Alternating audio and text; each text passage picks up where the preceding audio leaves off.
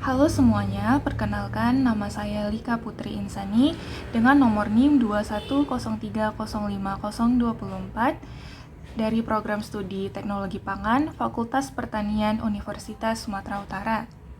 Di sini saya akan menjelaskan secara umum mengenai daya serap air pada mie instan dan daya serap minyak pada dada ayam.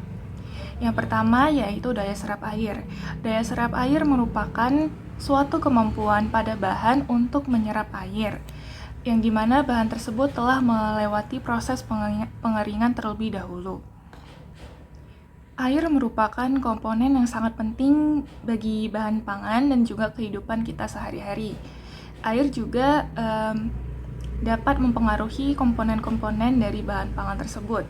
Sementara itu, daya serap air pada mie instan sangat berpengaruh pada tekstur, kekenyalan, dan elastisitas pada mie instan tersebut.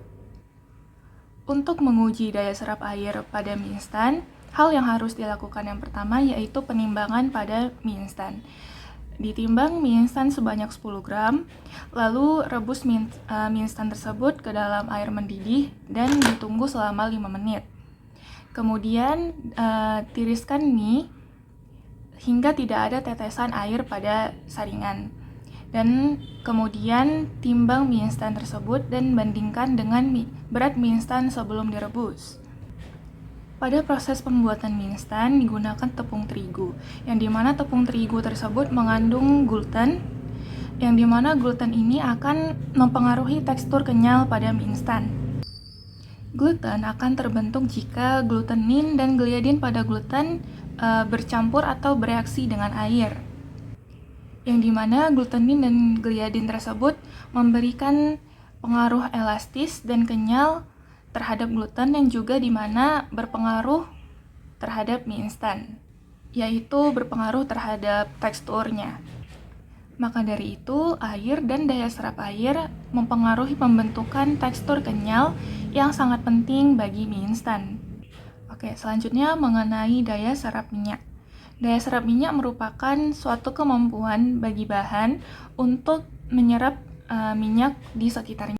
Daya serap minyak dipengaruhi oleh kadar protein, ukuran partikel, struktur protein, dan tingkat denaturasi protein pada bahan pangan.